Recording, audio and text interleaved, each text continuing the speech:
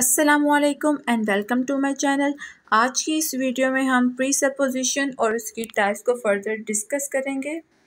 So, what is presupposition? Presupposition is actually a pragmatic phenomena. Word pre means before and supposition means something which comes from the background knowledge. Here implicit assumption behalf of speaker. Presupposition basically एक pragmatic phenomena है, एक important term है। Presupposition word का मतलब जो है ना, pre का मतलब होता है बिफोर एंड सपोजिशन का मतलब है something which come from the background knowledge. यानी अगर किसी ने कुछ कहा है हमें या नहीं भी कहा तो हमने एज्यूम कर लिया है। क्यों एज्यूम किया है? Because of its background knowledge. हमारे पास उसकी बैकग्राउंड नॉलेज थी जो हमने एज्यूम किया है। अब इसमें मेन पॉइंट जो है ना, जो हमने अपने माइंड में रखने हैं वो ये है कि इम्प्लिसिट अजम्पशन होती है।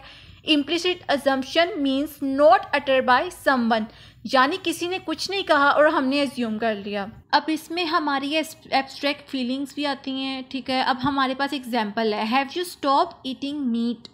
अब इस सेंटेंस से हमने देखना है कि प्रीसपोजिशन क्या चीज़ है, यानी उसने कहा है कि तुमने गोश्त खाना बंद कर दिया है। अब तो इससे हमें ये शो हो रहा है कि यही समझ आ रही है कि वो पहले गोश्त खाता था, तभी उससे ये क्वेश्चन किया गया है, अदरवाइज़ उसे ये क्वेश्चन नहीं था किया जाना, ठीक है। इस तरह की थॉट्स हमारे माइंड में आती हैं। तो प्रीसपोजिशन क्या थी कि you had once eaten meat, यानी उसने एक बार गोश्त ज़रूर खाया है, ठीक है। उसने एक बार गोश्त ज़रूर खाया हुआ है, तभी उससे एक क्वेश्चन पूछा गया है। तो हमने उस चीज़ से एज्यूम कर लिया है कि यार वो गोश्त खाता था, तभी उससे ये क्वेश्चन किया गया। तो ये होती है प्रीसपोजिशन। अब प्रीसपोजिशन सबसे पहले स्पीकर के बिहाफ पे होती है, यानी मैंने क्वेश्चन किया तो सबसे पहले सपोज मैंने किया तभी क्वेश्चन किया। अब जो मेरे इर्द गिर्द के लोग हैं उन्होंने मेरे क्वेश्चन से एज्यूम किया है कि यार ये गोश्त खाता है, तभी इस बंदे ने इससे ये क्वेश्चन किया है, ठीक हो गया। तो इसमें यह है कि जो इम्प्लिसिट अजम्पशंस है ना, जो इम्प्लिसिट अजम्पशंस होती हैं वो स्पीकर के बिहाफ पे होती हैं। अब समटाइम्स हमारे टीचर जो है ना वो हमसे क्वेश्चन कर लेते हैं कि प्री सपोजिशन में अगर निगेशन हो तो क्या मतलब है, तब भी प्री सपोजिशन एग्जिस्ट करती है या वो पॉजिटिव होती है। पॉजिटिव मीन्स इस तरह से कि जो चीज़ है उसमें इनकार ना हो। अब फॉर एग्जांपल मैंने क्वेश्चन किया है इज़ सारा इन द क्लास। अब मैं पूछ रही हूँ कि सारा क्लास में है, बेशक इसका आंसर मुझे नेगेटिविटी में मिले कि सारा is not in the class, जबकि बनता ही जो किसी क्लास ये नेगेटिव है, लेकिन यहाँ वजह से ये क्वेश्चन रेज हुआ है, तो यहाँ पे क्या है, सारा एग्जिस्ट करती है, मतलब पॉजिटिव बताया जा रहा है, एग्जिस्टेंस बताई जा रही है। मेन चीज़ प्रीसपोजिशन, मेन बात ही यही होती है कि एक तो वो ट्रुथ पे बेस करती है और दूसरा एग्जिस्टेंस पे। सो ये था हमारे पास प्रीसपोजिशन का concept. There are 6 types of presupposition: existential presupposition, factive, non-factive, lexical, structural or counterfactual presupposition. हम existential presupposition को डिस्कस करेंगे। So what is existential presupposition? The assumption assumed to be committed to the existence of the entities named by the speaker and assumed to be the present in the noun phrase is known as existential presupposition. अब देखें, इसके नाम से ही पता लग रहा है कि यहाँ किसी चीज़ की एग्जिस्टेंस की बात हो रही है, अजम्पशंस की बात हो रही है जिनको स्पीकर्स ने उनको इनका नाम दिया है, ठीक है। एग्जिस्टेंशियल मीन्स किसी चीज़ के होने, एग्जिस्ट करने की निशानदेही करती है कि ऐसी स्टेटमेंट्स, ऐसी प्रीसपोजिशन जो कि एग्जिस्ट कर रही होती है उनको कहते हैं एग्जिस्टेंशियल प्रीसपोजिशन। अब हमारे पास एग्जांपल है, for example prime minister of Pakistan, the prime minister of Pakistan. अब इसमें देखें कि इसमें क्या एग्जिस्ट कर रहा है। सबसे पहले तो पाकिस्तान है, वो एग्जिस्ट कर रहा है, ये एक प्लेस है जो एग्जिस्ट करती है, और दूसरा यहाँ प्राइम मिनिस्टर की बात हो रही है जो कि एग्जिस्ट करता है। उसके बाद हम प्रीसपोज कर सकते हैं कि एक प्राइम मिनिस्टर है जो पाकिस्तान में है, ठीक है, एग्जिस्ट करता है। तो इसने इन दोनों चीज़ों की एग्जिस्टेंस बताई हुई है कि प्राइम मिनिस्टर है, मतलब कि एक सीधा माना वजूद है जो कि एग्जिस्ट करता है पाकिस्तान के अंदर, और पाकिस्तान भी एक प्लेस का नाम है जो एग्जिस्ट करती है, ठीक है। तो इसमें मेन यही था कि ये स्पेसिफिक थिंग्स और एग्जिस्टेंस बेस के बारे में बताती है, जो चीज़ें एग्जिस्ट करती हैं ये उनके बारे में बताती है। तो ये था हमारे पास बहुत ही छोटा सा concept, existential presupposition. Factive presupposition is the assumption that something is true because to the existence of verbs like now and realize, as well as words including the word glad, in which we discuss any fact. Some of the terms we use have a factual connotation.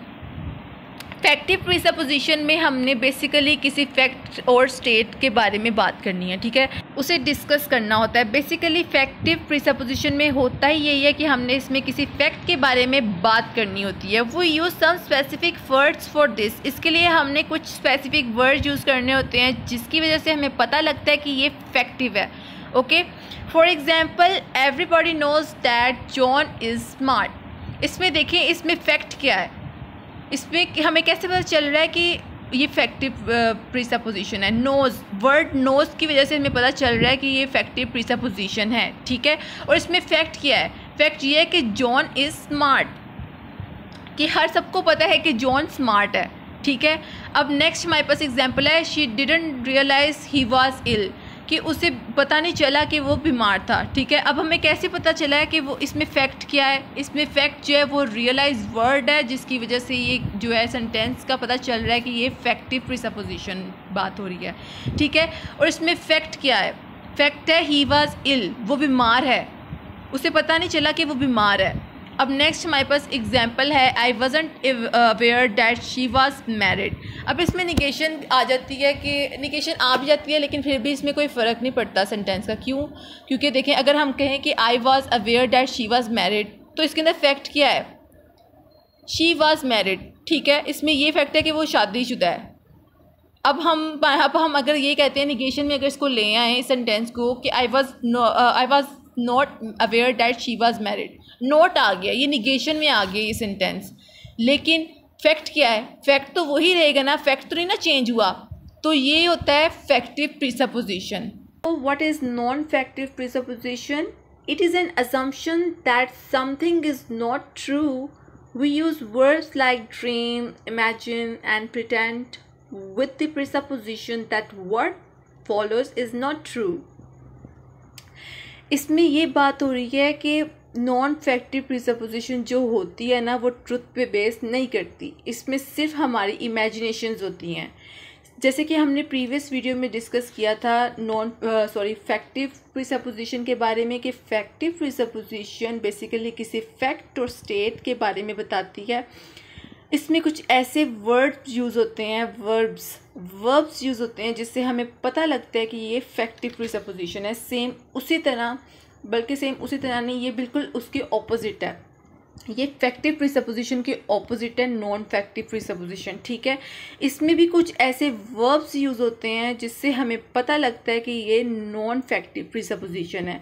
जैसे उसमें truth based बात होती थी, इसमें हमारी imagination पे बात होती है। इसमें ट्रुथ नहीं है, ठीक है, इसमें रियलिटी बेस्ड चीज़ें नहीं हैं, इसमें सिर्फ हमारी इमेजिनेशंस हैं। और कुछ ऐसे वर्ब्स यूज़ होते हैं जिससे हमें पता लगता है कि यार कुछ भी हो जाए लेकिन ये बात सही नहीं हो सकती, सच नहीं हो सकती। जैसे कि ड्रीम, इमेजिन एट्सेट्रा, इस तरह के वर्ब्स यूज़ होते हैं जिससे हमें पता चल जाता है। सो अब हम इसकी एग्जाम्पल की तरफ चलते हैं।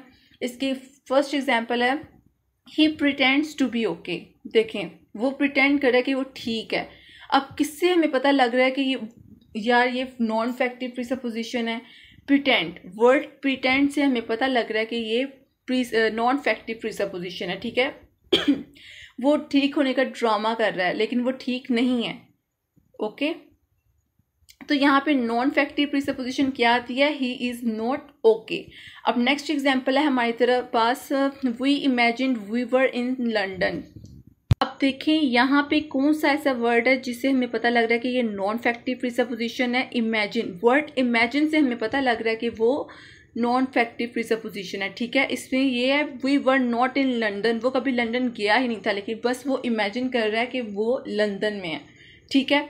वो कभी लंदन गया ही नहीं है। इसमें कोई भी ट्रुथ नहीं है, कोई भी बात सच्ची नहीं है।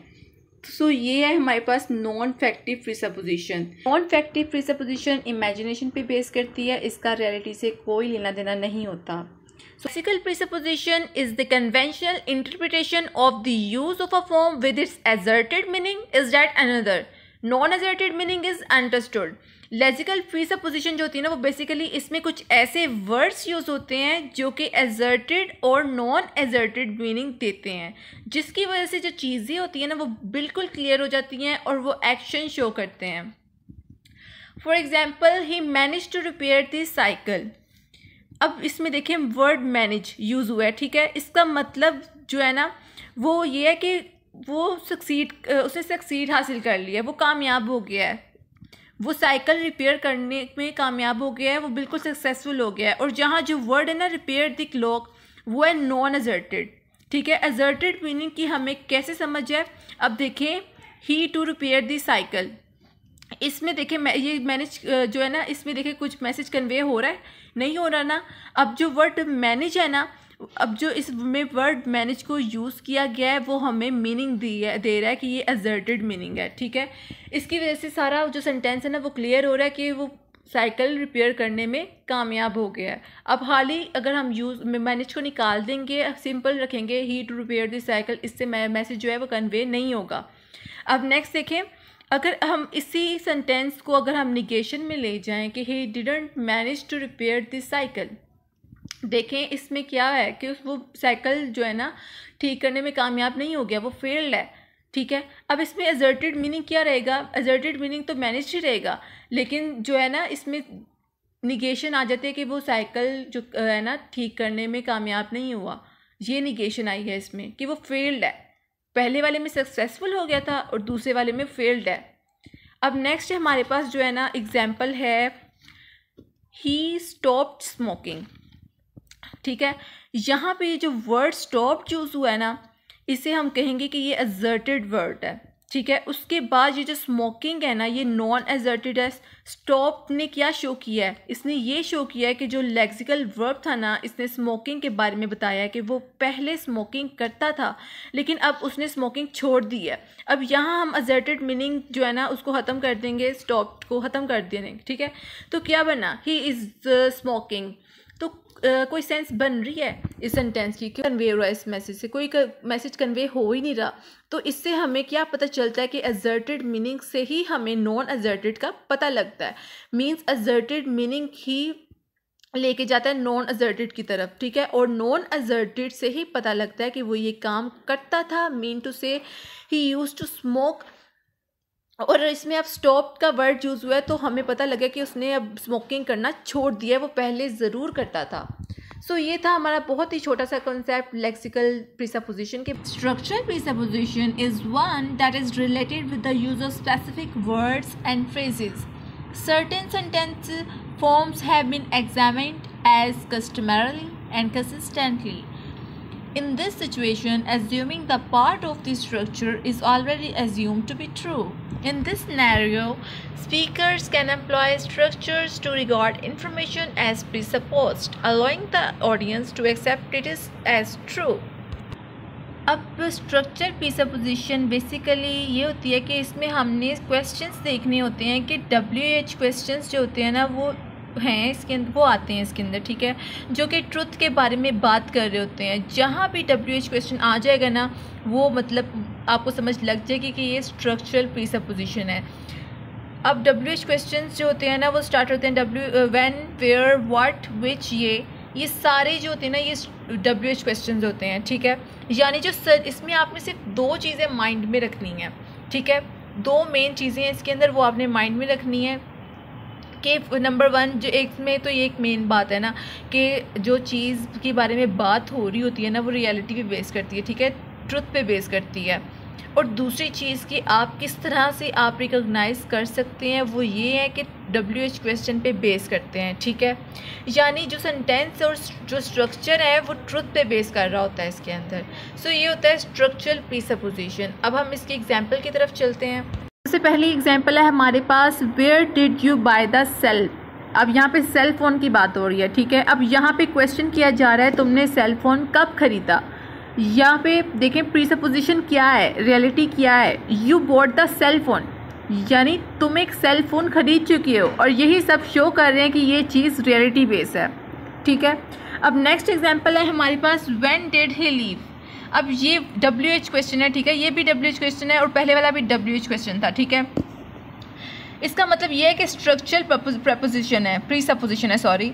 ये क्वेश्चन देख के ही पता लग जाएगा कि इसमें प्रीसपोजिशन ही लेफ्ट है। ही लेफ्ट इज़ व्हाट। इधर हमने पास्ट की बात की है, ठीक है, पास्ट की, इधर हमने पास्ट की बात की है ना कि वो कब गया था, तो इस सेंटेंस से मेरे माइंड में यही प्रीसपोजिशन आई है कि वो जा चुका था, वो चला गया था, ठीक है, वो जा चुका है, वो गया था, ये रियलिटी है। आई होप कि आपको समझ आ गया होगा। अगर आपका इससे रिगार्डिंग कोई भी क्वेश्चन है तो आप कमेंट सेक्शन में बता सकते हैं, और अगर आपको वीडियो अच्छी लगे तो प्लीज़ लाइक और सब्सक्राइब ज़रूर कीजिएगा। शुक्रिया।